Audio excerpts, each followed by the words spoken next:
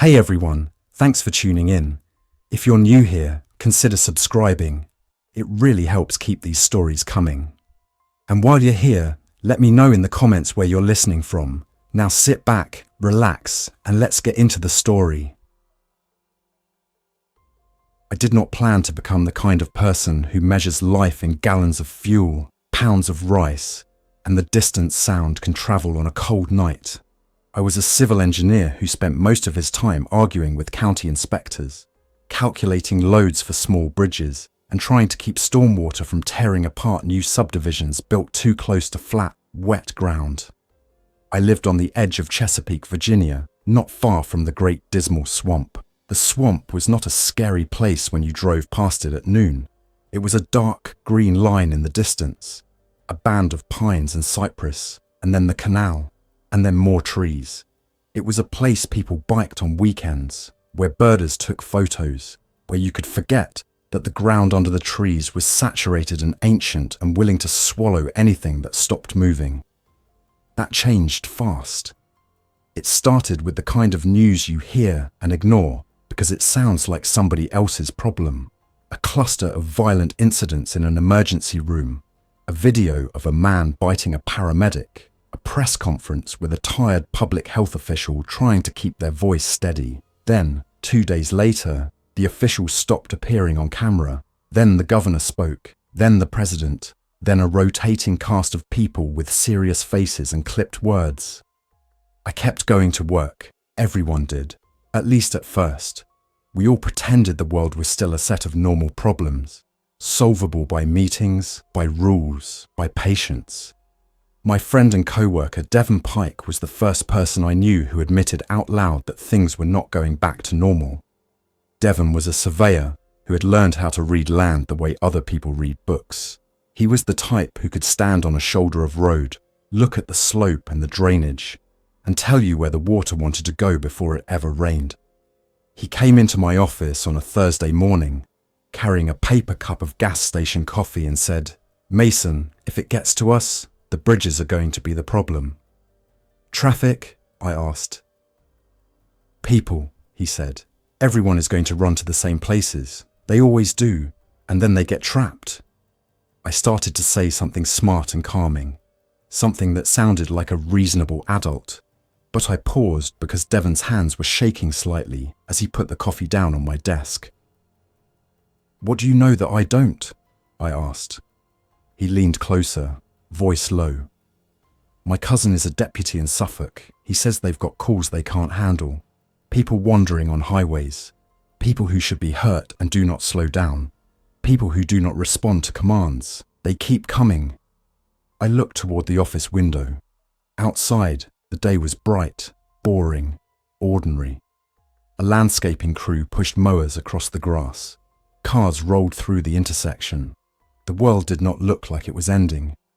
Devon kept talking. "My cousin says they're told to use caution and wait for backup. The backup never comes." I felt something cold settle behind my ribs. "Is it here?" "Not here yet," he said, "but it's close enough that I'm not sleeping." I went home early that day, not because I believed the world was ending, but because Devon's fear was the kind that did not come from imagination. It came from watching something with his own eyes, or hearing it from someone he trusted. At home, I turned on the television and watched the usual channels. The big networks were careful, as if the right wording could keep reality from spilling out. The local station was worse. They showed a shaky phone video from a neighborhood in Portsmouth, a man staggering in the street, jerking his head like he was trying to shake off a swarm of gnats, and then lunging at a woman who was screaming. The clip ended with the camera dropping and the sound of running footsteps and a car door slamming. The anchor came back on with a practiced face and said the incident was under investigation. I turned off the television. Then my phone buzzed with a text from my sister, Abby, who lived in Norfolk and worked nights as a nurse at a hospital near downtown. "Abby, we're full. People won't stay in beds. They bite. We're told to restrain, but it's not working. Are you safe?" I stared at that message long enough that the letters blurred. I wrote back, "I'm safe. Come here if you can. Now." She did not reply for almost 20 minutes, and those 20 minutes felt longer than any day I had ever lived. When she finally answered, it was short. Abby, trying, roads are getting weird. I walked through my house like I was checking it for the first time. I had a small 2-story place with a garage, ordinary drywall, ordinary windows. It was built for weather and burglars, not for the kind of thing Abby was describing. I owned a basic collection of tools, a generator I used during storms, and a hunting rifle I had inherited from my father. I was not a survival expert. I was not a soldier. I was not anyone special. But I knew structures. I knew how to move heavy objects without crushing myself. I knew how water behaved, how soil shifted, how people panicked. I went into the garage and started pulling things down. I filled every container I had with clean water. I charged batteries. I checked the generator and topped off the oil. I laid out canned food on the workbench and made an inventory because lists are what engineers do when they are afraid. As I worked, the neighborhood outside changed. There were more cars than usual. People drove too fast. A few of them had their trunks open, stuffed with bags. I saw a man push a bicycle across the street like he did not trust it anymore. Somewhere in the distance, a siren wailed and did not stop. By evening, the first official shelter announcement came across the phone. Community centers, schools, a list of places that sounded safe, only if you had not thought about how desperate people behave when they're packed together. Devon called. "You at home?" "Yeah." "I'm leaving," he said. "Leaving where?" He hesitated. "My uncle has a camp near the swamp, on the edge of the refuge. There's an old maintenance building that backs up to water. It's not pretty, but it's defendable. If you want in, you've got maybe 2 hours before the roads lock up." I looked at the walls of my house again, imagined them under pressure, imagined my sister trying to sleep while something banged against the front door. "What do you need?" I asked. "Bring food, bring water, bring whatever you've got that runs on gasoline. And if you've got a way to keep warm without power, bring that too." I went upstairs and grabbed a duffel bag. Clothes, socks, a coat, a cheap first aid kit. I shoved in a few printed maps I kept in a drawer because cell service had failed during storms before, and I had learned the hard way. I grabbed my laptop and a small box of important documents like they mattered. Then I stood in the living room and realized I was moving like someone in a dream. I was doing all this without fully believing it. That changed when my sister called. Her voice was shaky. "Mason, I'm stuck on Brambleton. There's an accident and they're attacking." "Where exactly?" I asked, already grabbing my keys. She described the intersection in broken pieces of words. I knew the area. I knew the roads. I also knew that Norfolk could turn into a trap if traffic jammed and people panicked. "Stay in the car," I said. "Lock the doors. If someone tries to get in, drive. I'm coming." I drove like the rules were optional. I took side streets. I ran a red light. I passed a line of cars stopped behind a wreck and saw, in the fading light, a man with a torn shirt stumbling between bumpers. He slammed his hands on a hood and leaned in, face pressed close to the glass, mouth working like he was chewing air. The driver inside screamed and tried to reverse, but there was nowhere to go. I kept driving. The sound of the scream stayed in my head. Abby's car was a silver sedan pulled halfway onto a sidewalk, trapped behind a delivery truck that had jackknifed. Her eyes were wide when she saw me. She unlocked the passenger door, and I yanked it open. "You okay?" I asked. She nodded too fast. "Go, go, go." I did not need more convincing. I swung her door shut and drove. The street ahead was chaos, abandoned cars, people running, and a cluster of figures moving in a way that made my skin crawl. They did not sprint like athletes. They lurched, but with purpose. They did not stop when bumped. They did not look away from noise. They're not right," Abby whispered. "I know," I said. We reached the highway entrance and found it clogged. Drivers were out of their cars, shouting, pointing.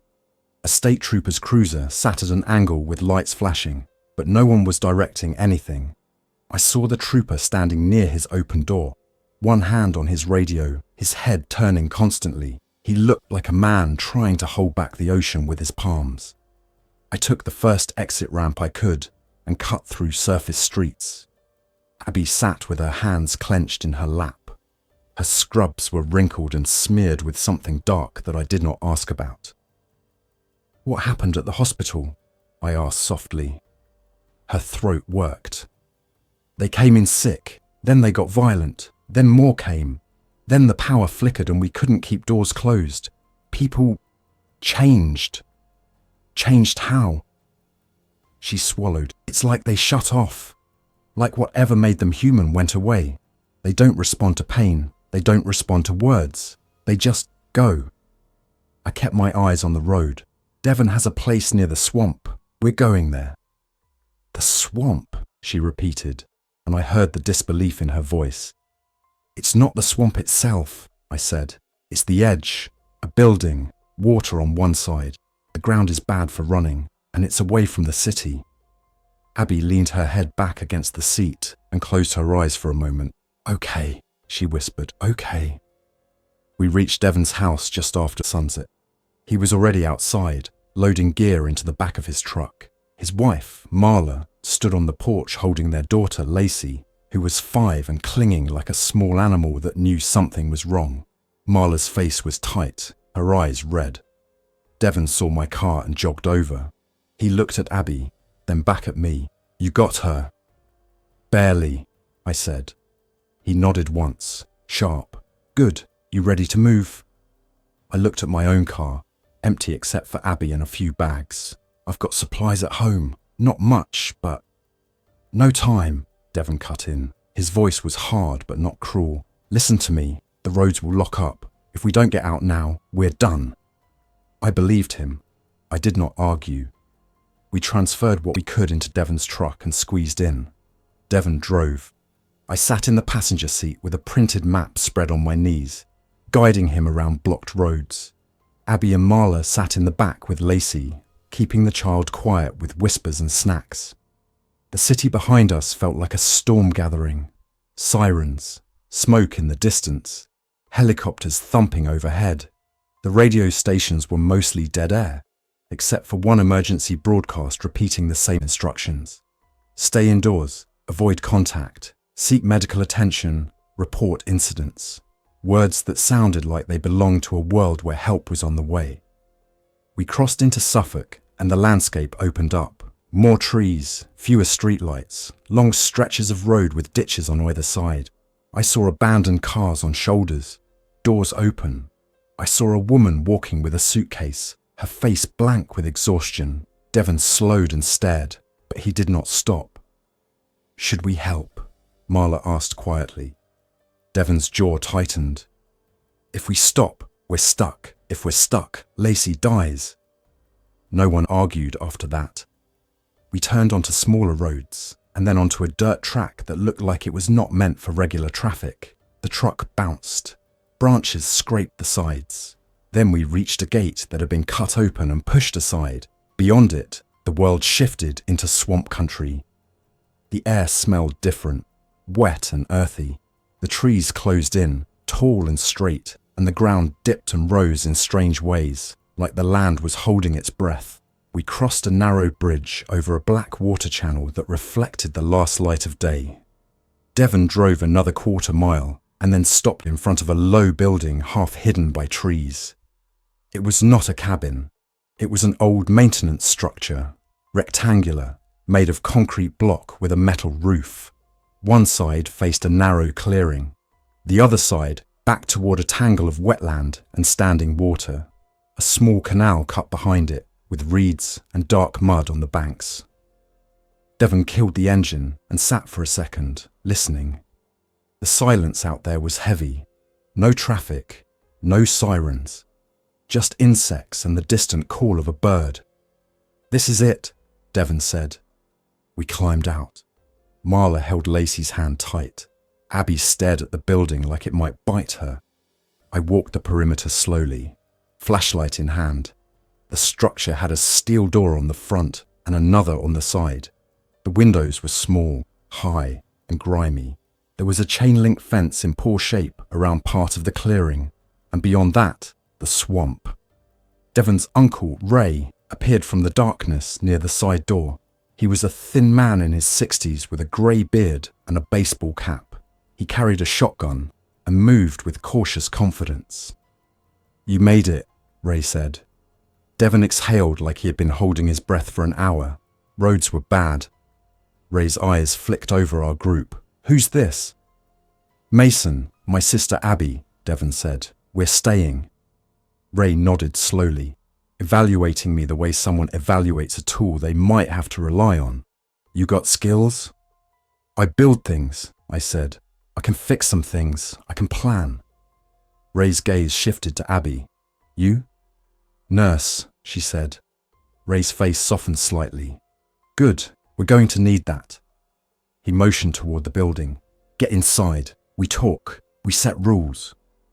Inside, the air was cool and smelled like dust and old chemicals. The building had 2 main rooms, a small office area and a storage closet. There was a concrete floor, a few metal shelves, a workbench, and an old utility sink. A faded diagram on the wall showed a map of nearby trails and water channels. Ray had already done some work. He had stacked sandbags along the lower windows. He had hung heavy fabric over the glass to block light. He had set up a camping stove on a metal table. There were water jugs lined against one wall and boxes of food stacked like a makeshift pantry. "This used to be for the refuge," Ray said. "Equipment storage. Then they moved operations and left this behind. I kept it up. I knew one day it might matter." Devon rubbed his face. "How many others?" Ray's mouth tightened. "Not many. A couple came through yesterday. They didn't want rules. They left." "What rules?" Abby asked. Ray looked at each of us in turn. "No one goes out alone. No one opens a door without someone watching. No one wastes water. No fires outside. No loud noise after dark. And if one of those things gets inside, you stop it fast, or we all die." Lacey began to cry quietly at the word die, and Marla pulled her close, whispering comfort. I looked around again, thinking. The building was sturdy. The swamp behind it was a natural barrier, but the front clearing was open. Anyone could walk up. Anything could walk up. "How do we protect the approach?" I asked. Ray's eyes narrowed. "That's what the fence is supposed to do." "The fence won't stop much," I said. "We need depth, layers. If someone runs at the building, they should get slowed down long before they reach the door." Devon nodded, already understanding where my brain was going. "Like traffic calming," he said, but his tone was grim. "Exactly," I said.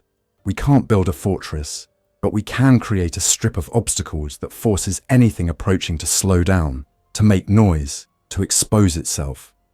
Ray studied me. "You got a plan?" "I've got ideas," I said.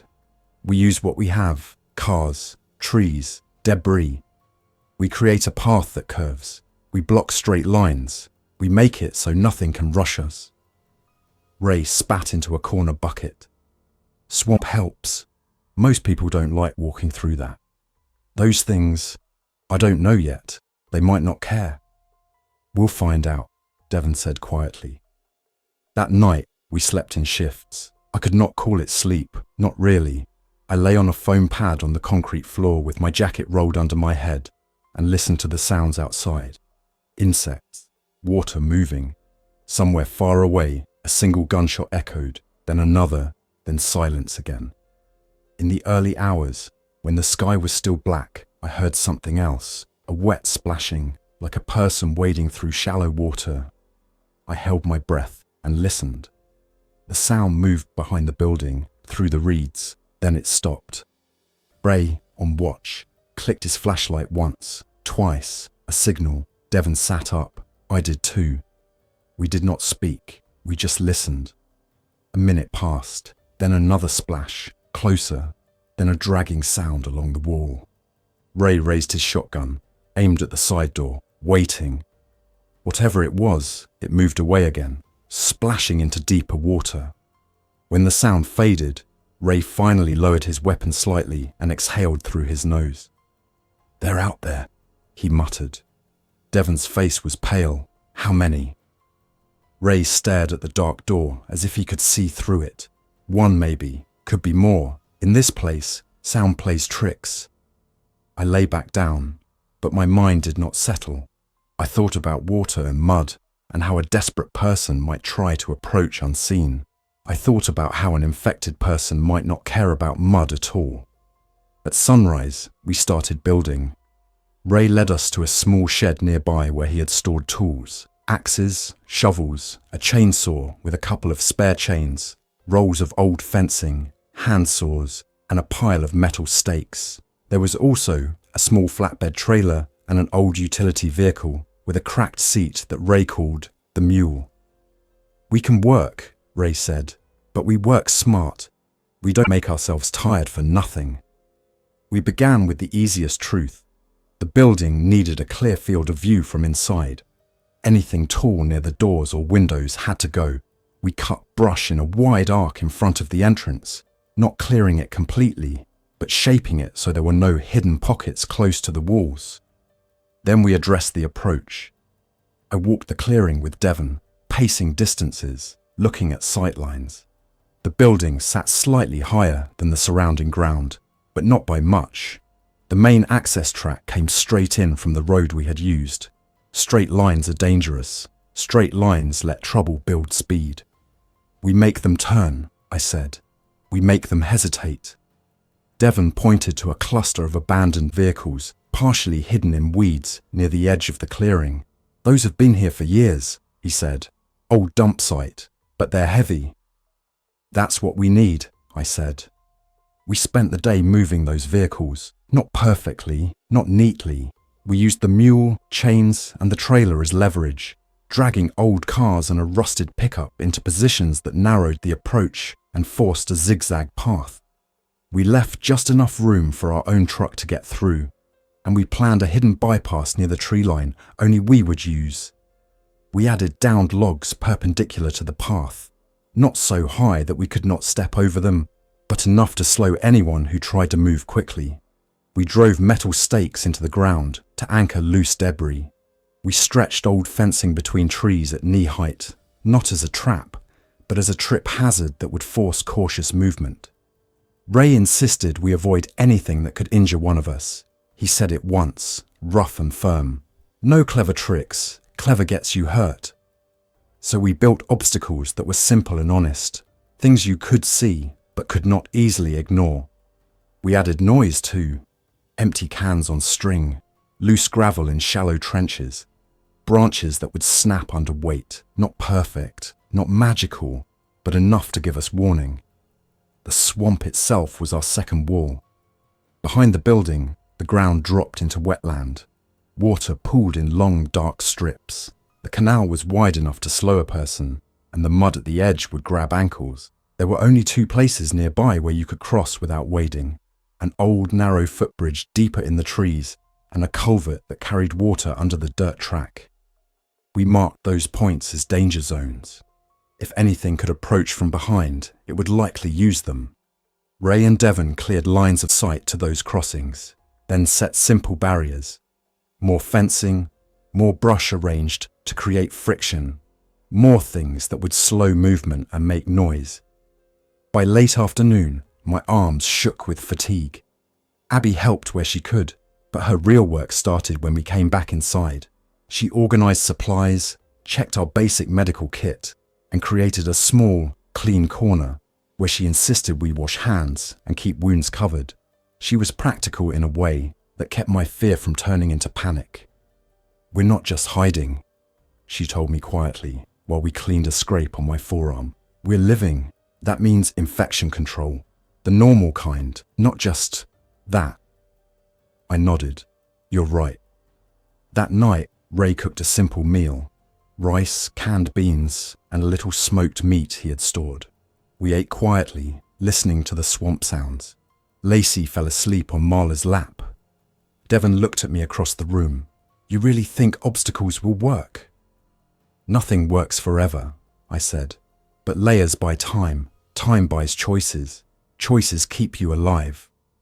Ray grunted. Engineer talk. Survival talk, Abby corrected, and Ray's eyes flicked to her with a hint of approval. The second night, we heard them again. This time, it was not one. It started with a distant moan, low and rough, like a person calling out through a sore throat. Then another answered, closer. Then a chorus of odd vocalizations that did not sound coordinated, but did sound drawn to something. We killed our lights. We stayed quiet. From a small slit between window covering and wall, I watched the clearing. Moonlight turned the obstacles into crooked shadows. The cars we had dragged looked like sleeping animals. Then I saw movement. Figures emerged at the far edge of the clearing, where the dirt track entered. They were slow, unsteady, but they did not wander randomly. They came toward the building like they knew it was there. The first one reached the line of loose gravel and stepped onto it. The stones shifted and made a soft, crunching sound. The figure paused. It tilted its head slightly, like it was listening. Then it took another step. The next obstacle was a low fence line we had stretched between two trees. The figure bumped it, and the fence rattled. A can clinked softly. The figure jerked and moved toward the sound. Another figure behind it bumped the rusted car we had positioned, and the car's door creaked, metal on metal. That sound carried in the night. More figures came forward. I felt my heartbeat in my throat. Ray was beside me, shotgun held steady. Devon stood behind with his rifle. I had my father's hunting rifle, hands sweating on the stock. Abby was near the center of the room with Marla and Lacey, keeping the child quiet. The infected moved through our obstacle strip slowly, not because they were smart, but because the environment forced them to. They stumbled, they tripped, they shoved against barriers, they made noise. And for the first time since this began, I felt something that was not just fear. I felt the thin edge of control. They can't rush us, Devon whispered. Not yet, Ray murmured, but don't get comfortable. One of the infected reached the clearing's inner curve, where the path narrowed between two vehicles. It pressed against the car, then tried to climb. Its hands scrabbled on the hood, leaving streaks of grime. It hauled itself up slowly. Then it slipped and fell, hitting the ground hard. It did not stop. It pushed up again. Ray's jaw tightened. They don't quit. No, Abby whispered from behind us. They don't. The infected finally made it past the vehicles and reached the open space near the building's front door. It wandered, turning in small circles, nose lifting as if scent mattered. Then it slammed both hands against the door. The impact was loud, a flat thump through metal and concrete block. Lacey whimpered and Marla covered her mouth with a hand. Ray raised his shotgun. Wait, I whispered. Ray's eyes flicked to me, angry and sharp. You want it inside? No, I said, but if we shoot now, we draw everything for miles. Ray hesitated, then lowered the barrel slightly, but his finger stayed tight on the trigger guard. The infected slammed the door again, then again. The building held. The metal door flexed slightly, but did not give. After a minute, the infected moved away, bumping into the wall, dragging its hands along the concrete.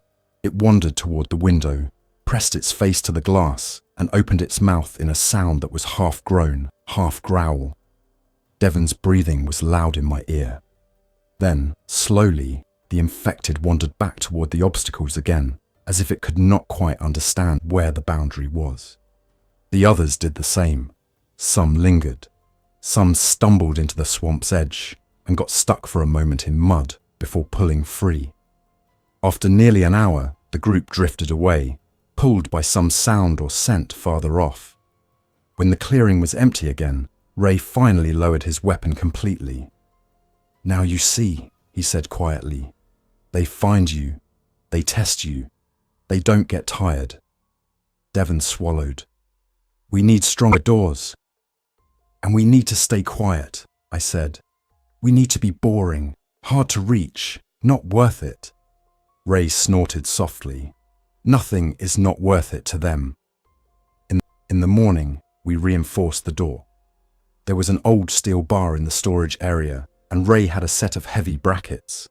We anchored a crossbar system that braced the door from the inside, distributing force into the wall rather than letting the hinges take it all. It was not perfect, but it was better. We also sealed the lower gaps, not airtight, but tight enough to reduce scent and sound leakage.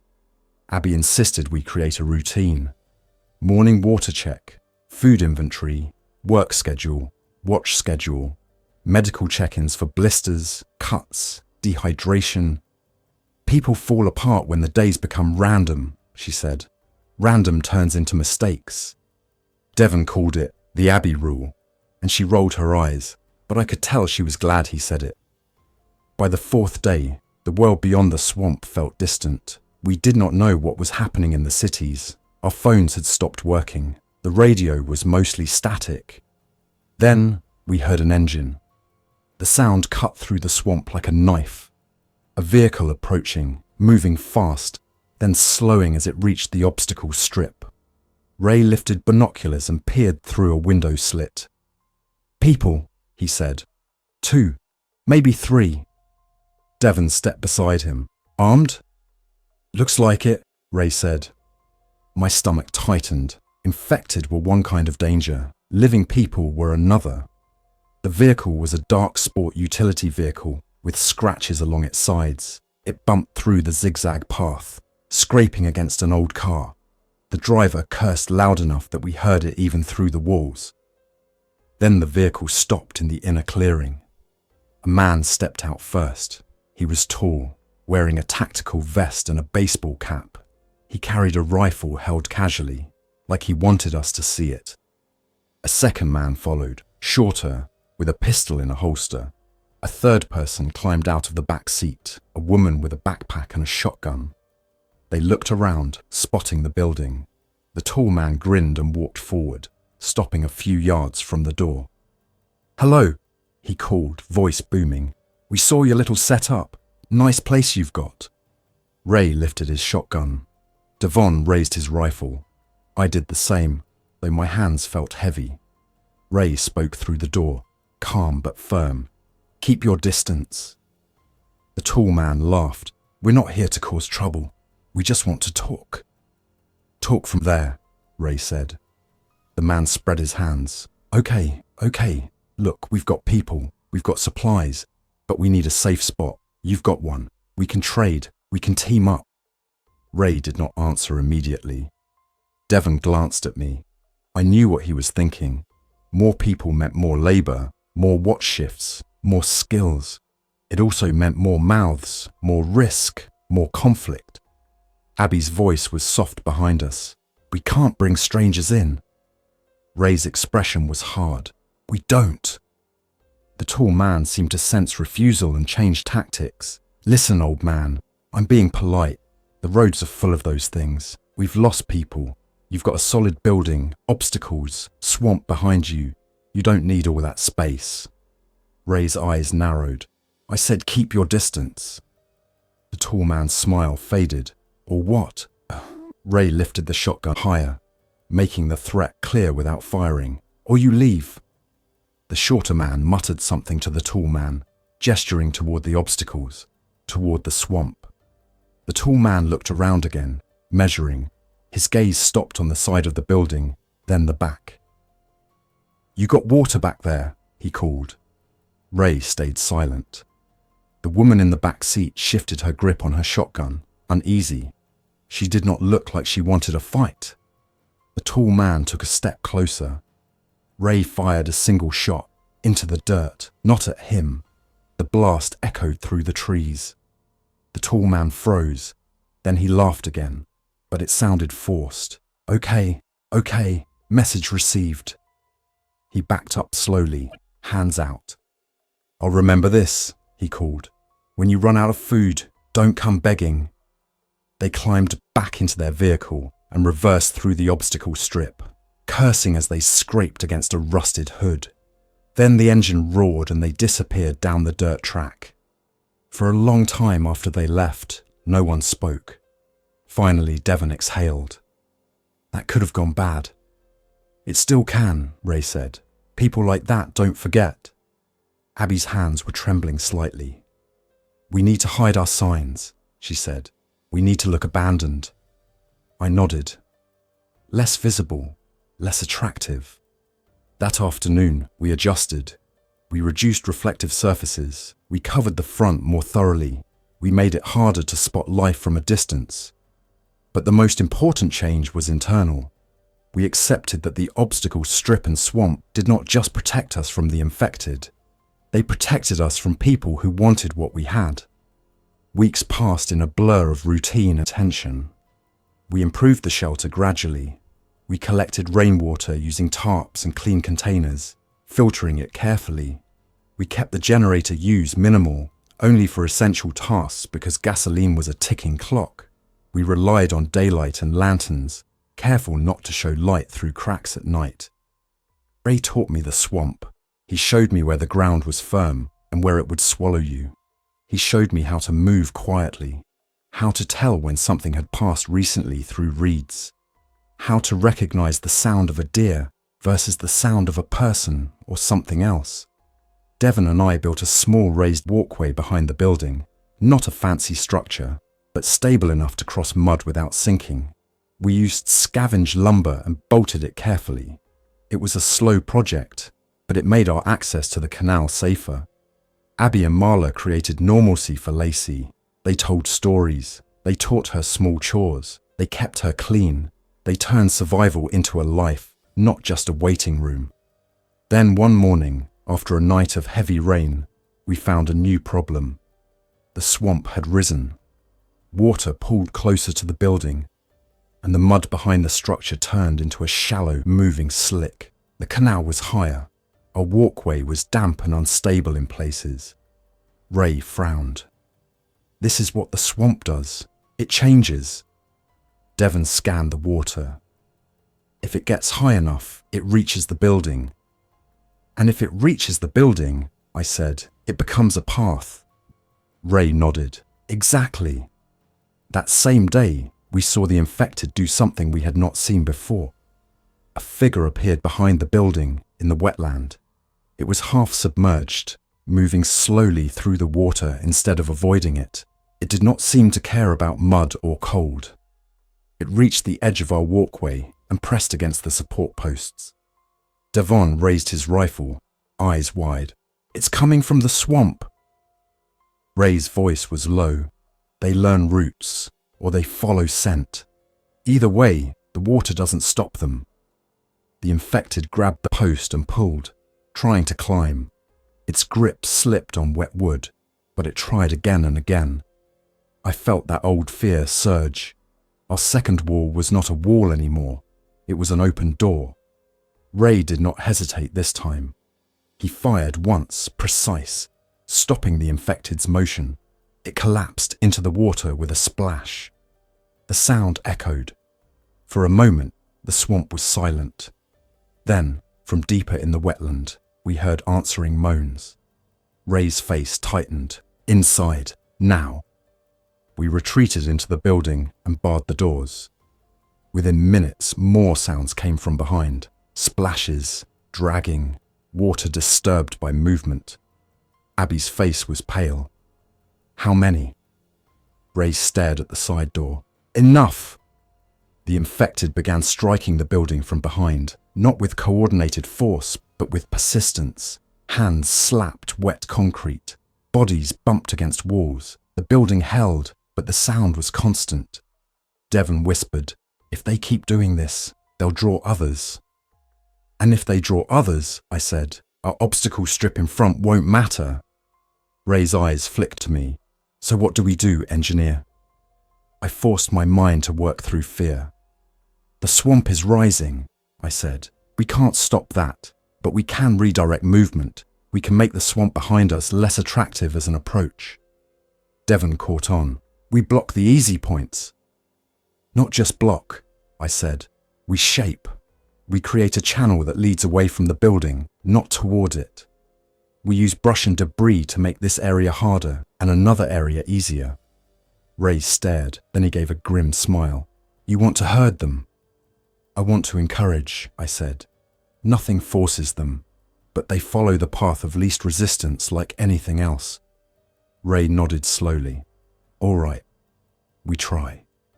We waited until the infected drifted away again, pulled by sound somewhere else.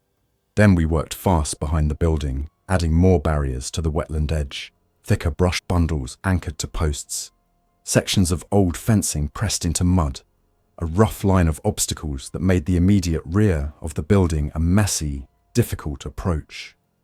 We also made a new path, farther down, where the swamp was already open water. We cleared just enough to create a preferred movement line away from our walls. It was not a perfect solution, but it was something. That night, the infected tested again. They splashed toward the building, hit the messy barrier line, and hesitated. Some pushed through anyway, but slower. Others drifted toward the easier route farther down. I watched through a slit and felt my breath ease slightly. Devon whispered, "It worked." "Tonight," I said. "It worked tonight." In the third month, the first cold front came through. The swamp air turned sharp. The nights got longer. The insects died back. The quiet became heavier. Then a new sound arrived, distant shouting. Ray and Devon froze, listening. It came again, faint but human, a voice calling out, "Help, please!" Abby rushed to the window slit. "It's a person!" Ray's expression was hard. Could be bait. Abby glared at him. "Ray, it could be someone like me, someone who needs help." Ray did not flinch. "And if we open the door and it's not, Lacey dies." The shouting came again, closer now. Footsteps in the obstacle strip, stumbling, scraping. Then a figure appeared in the moonlight, weaving through the zigzag path. It was a man, alone, hands empty, moving like he was exhausted. He tripped on the low fence and fell hard, then scrambled up and kept going. Behind him, farther back, shapes moved, infected, drawn by his noise. The man reached the inner clearing and slammed his palms against our door. "Please, please, they're right behind me." Abby moved toward the bar, eyes wild. "We have to." Ray grabbed her arm. "No." Devon looked torn, jaw clenched. The man's voice broke. "Please, I'm not infected. I just need inside." Through the slit, I saw the infected entering the obstacle strip, slowed but relentless. We had seconds. My mind raced. If we opened the door, we risked bringing in danger. If we did not, the man would be overwhelmed right outside our shelter. The noise and struggle would draw more, and we would face a larger group pressed against our door anyway. "There's a side door," I whispered to Devon. "We can pull him around, not the front." Devon looked at me, then at Ray. "We can try, fast." Ray's eyes narrowed. "Risky." Abby's voice was pleading. "Ray." Ray held her gaze for a long moment. Then he made a decision that looked like it cost him something. "One shot," he said. "We do it once. If he's infected, we end it fast. If more are behind him, we slam it shut." Devon and I moved to the side door. Ray positioned himself with the shotgun angled low. Abby stood behind us, hands pressed together like she was praying. Devon unbarred the side door just enough to crack it open. I leaned out and hissed, "Come around, now!" The man's head snapped toward the sound. He stumbled around the corner, slipping on wet ground, eyes wide with terror. Devon yanked the door open wider and grabbed the man's arm, pulling him in. Ray slammed the door shut and barred it again. The man collapsed to the floor, gasping, shaking. Abby knelt beside him immediately, checking his face, his hands, his neck. "Any bites?" she demanded. The man shook his head frantically. No, I ran and..." His name was Tyler Quinn. He was a delivery driver from Elizabeth City, North Carolina, who had been trying to reach family in Suffolk when his truck was abandoned on a blocked road. He had been on foot for 2 days, hiding, moving at night, guided by the sound of water and the hope that swamp country would be quieter. "You chose the swamp?" Devon asked, incredulous. Tyler gave a shaky laugh that was almost hysterical. "I figured fewer people, fewer of them. I didn't know you were here. I saw the obstacles and thought, someone smart built those." Ray stared at Tyler. "You alone?" Tyler nodded. "Yes, I swear." Ray's eyes stayed hard. "We'll see." That night, the infected reached our front door again, drawn by Tyler's earlier screaming. They slammed and wandered and pressed against windows, but our door held. Our obstacles slowed them. Eventually, they drifted away again. Tyler lay on the floor, wrapped in a blanket, still trembling. Abby sat against the wall beside him, exhausted. When the building was quiet again, Ray spoke low. "This changes things. More people find you, more problems." Devon nodded slowly. "But he also brings information." Tyler lifted his head. "Cities are gone," he whispered. "Not burned, just empty in places, and full in others. Roads are blocked, people are fighting each other, and those things, they're everywhere." I felt that coldness behind my ribs return. Tyler looked at me. "You built this place right, that obstacle strip. It saved me for a few seconds. Those things can't rush through it." "Not yet," I said again. Tyler's face went pale. "Not yet." Ray grunted. "Sleep. We talk tomorrow." In the weeks that followed, Tyler proved useful. He was not a fighter, but he was quick, careful, and willing to work. He repaired a broken hinge, helped Devon reinforce the fence line, learned the watch schedule without complaint. He also brought stories, and stories mattered because they told us what the world was becoming. He spoke of a group on the highway demanding tolls from travelers, armed and organized. He spoke of small towns that had barricaded themselves and then fallen when infected were drawn by noise. He spoke of people who thought they could ride it out in big box stores until the glass broke and panic did the rest. Abby listened and grew quieter over time. Devon's face became more set, less hopeful. I found myself thinking more like Ray: rules, boundaries, preparation. Then, one late afternoon, we saw the dark sport utility vehicle again.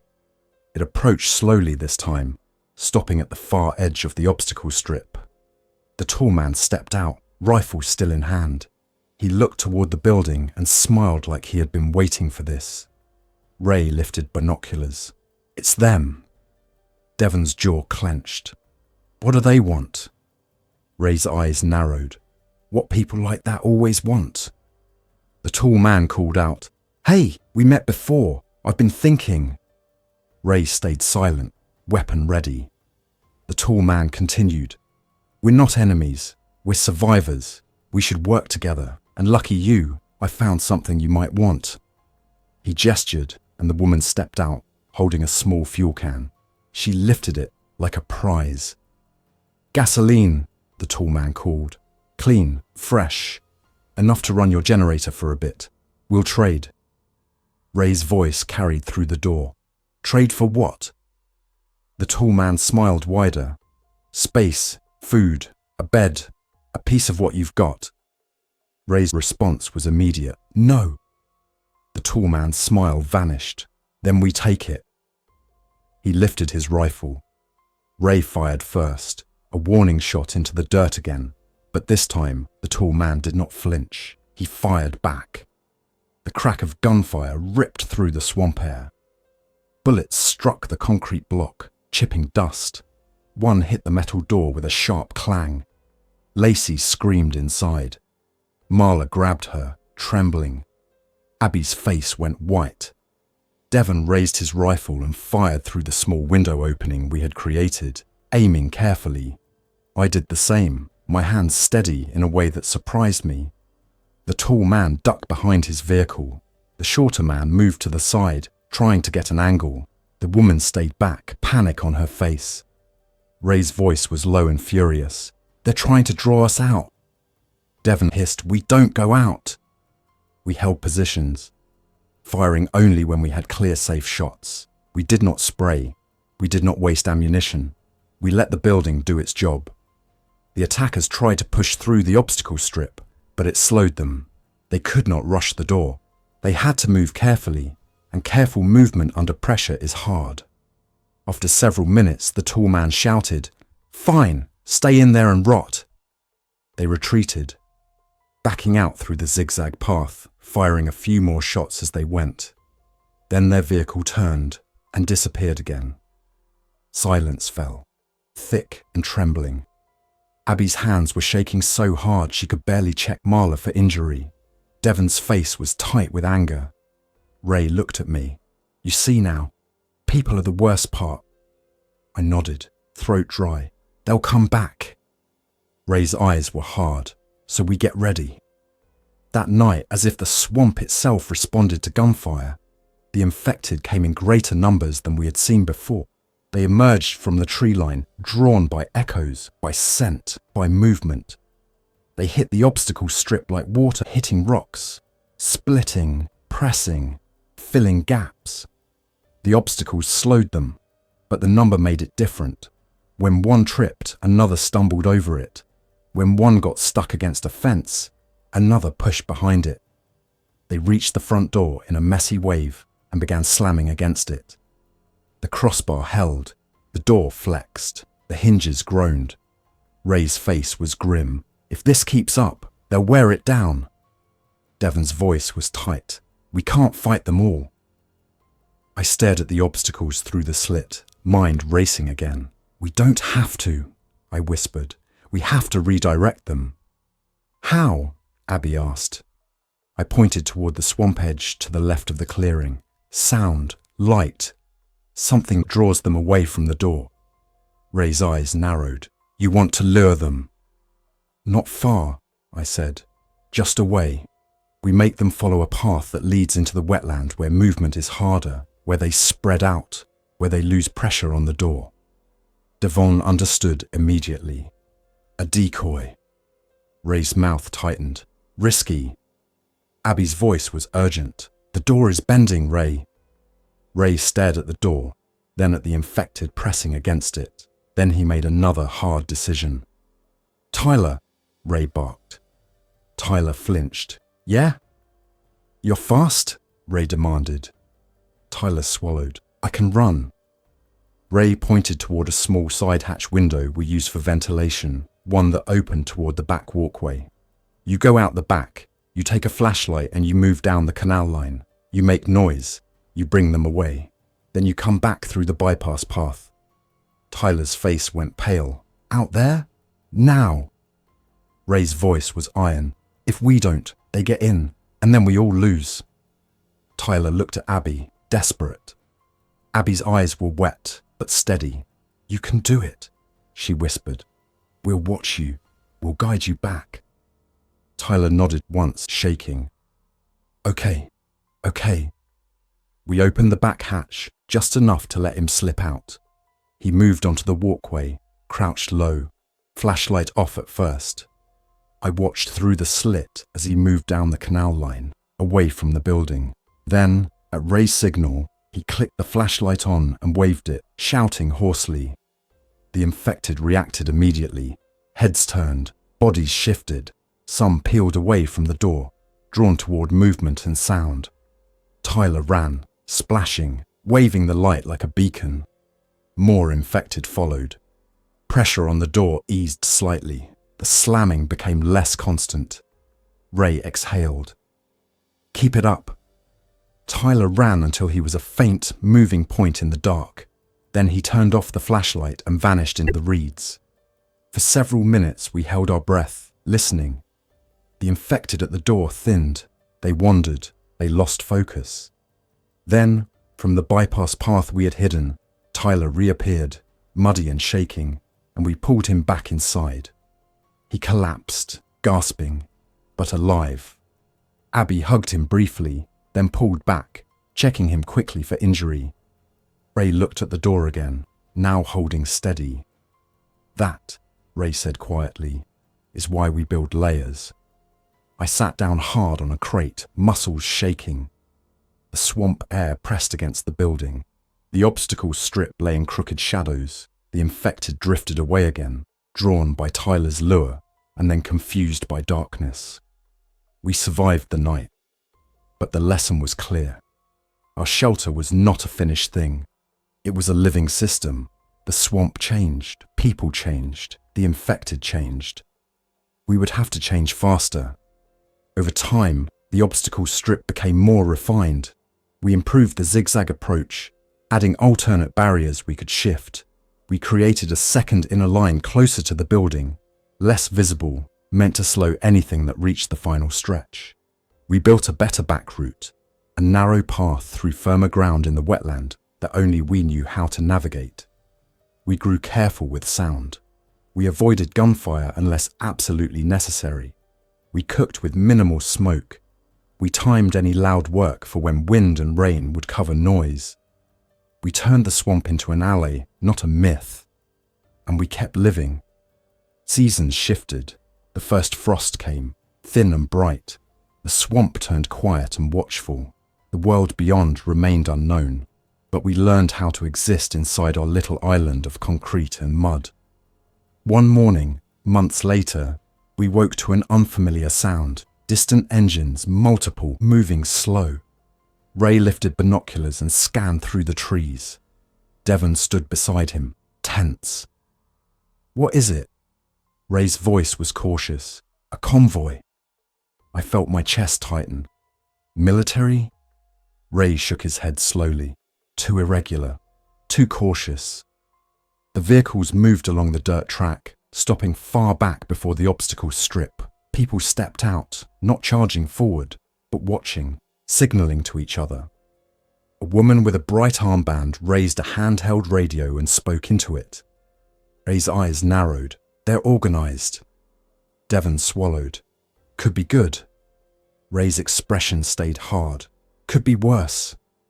The woman called out, voice carrying, "We're not here to fight. We saw your defenses. We want to talk." Abby moved close to the slit, eyes searching faces.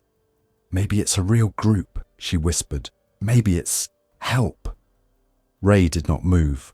"No one is coming to save you," he said, not cruelly, but like a man stating physics.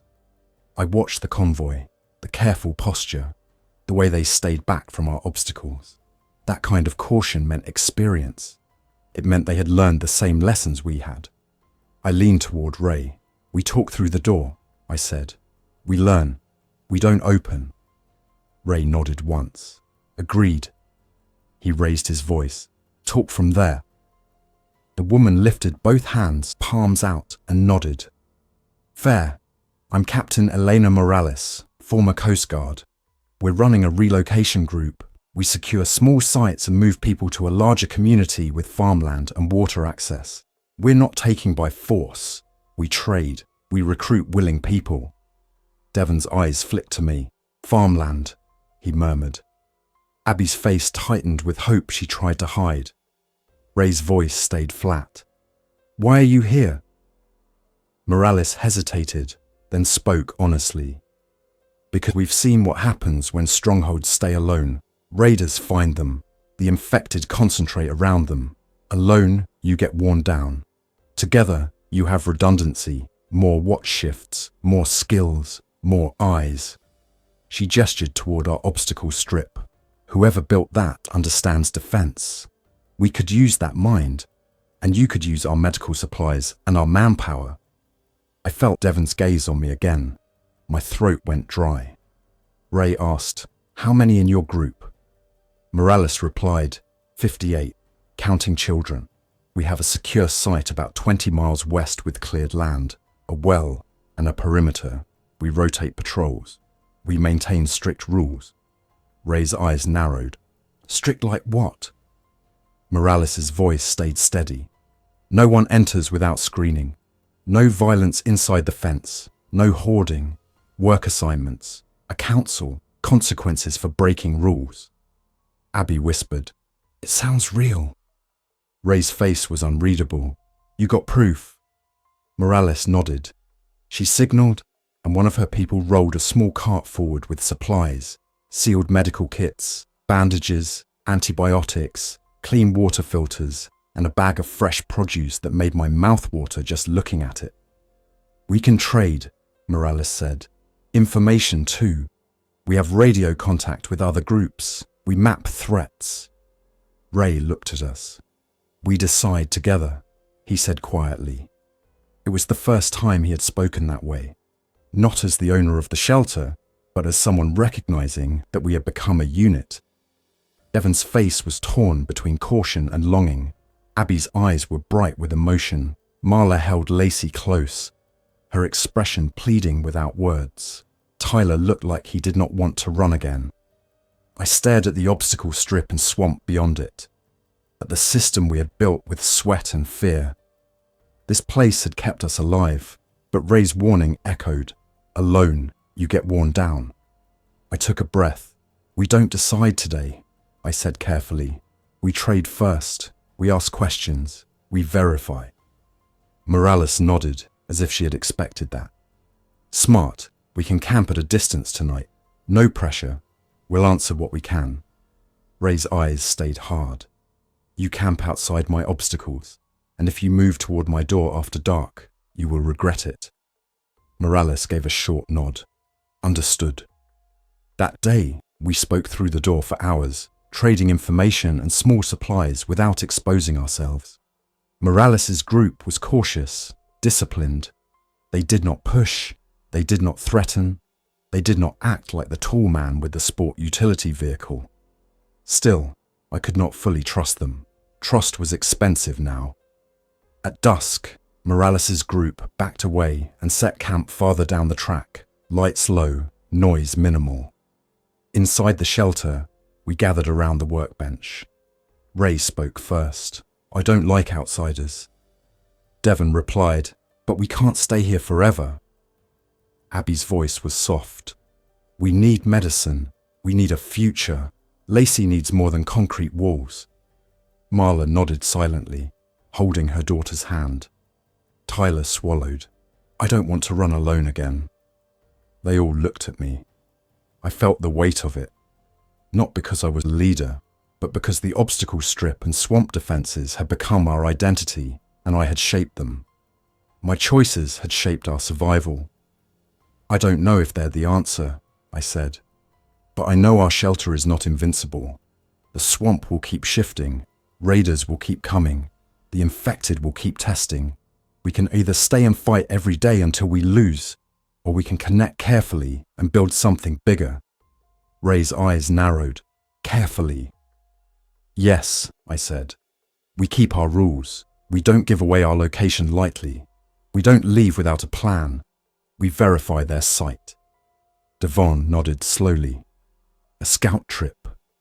Ray looked like he wanted to say no, but then he glanced at Lacey, asleep against Marla's shoulder, and something in his face softened.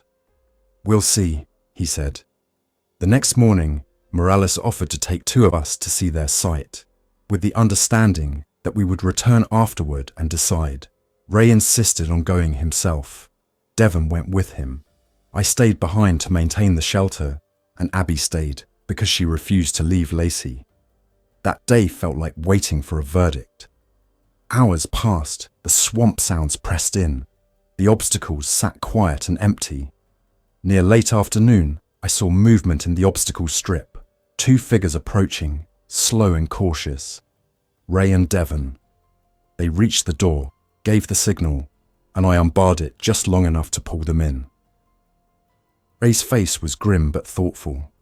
Devon looked tired, but there was a flicker of something new in his eyes. "Well?" Abby demanded immediately. Devon exhaled. "It's real." Ray grunted. "It's defended. Not perfect, but real." Abby's eyes filled with tears she did not let fall. "They have medicine." Devon nodded. "Yes, and a well, and gardens, and people who know what they're doing." Ray held up a hand. "And rules. They run it like a ship. Morales is strict." Abby whispered, "Good." Ray looked at me. "They want us," he said. They want this kind of defense thinking. They offered to bring building materials if we help improve their perimeter. They also offered that we can keep this shelter as an outpost if we want, a fallback. My mind shifted quickly. An outpost, a layered system, redundancy. It was exactly how engineers design resilient infrastructure. Not one point of failure, but multiple. Devon spoke softly. Mason, we can take what we built here and scale it. Make a whole perimeter like our obstacle strip, but smarter. Use the land, use water, use the swamp edges.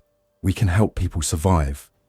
I looked at Abby, at Marla, at Lacey, at Tyler, at Ray, at the concrete walls around us, at the maps on the wall that had become our world. I took a breath.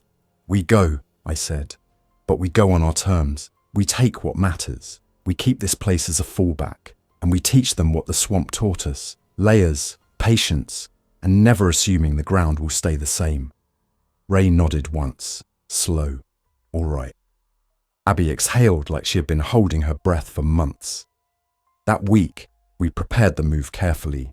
We did not abandon the shelter.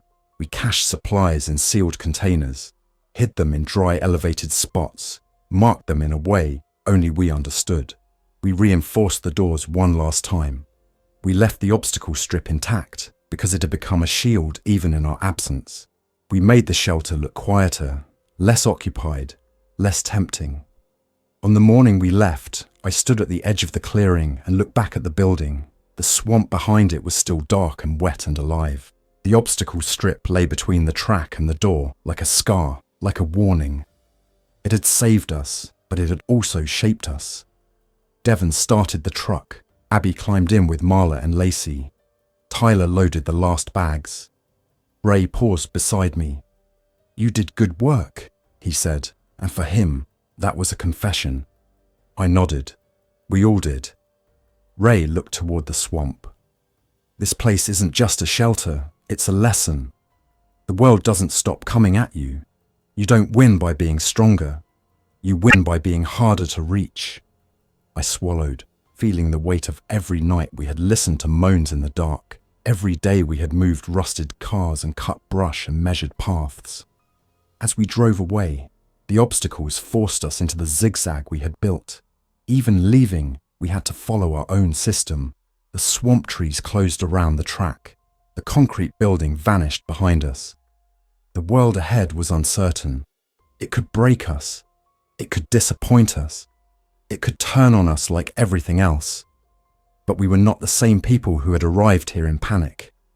We had learned how to build a shelter that did not rely on luck. We had learned how to shape the land into defense. We had learned how to live with rules and fear and responsibility. And most of all, we had learned something simple and brutal. In this new world, safety was not a place you found.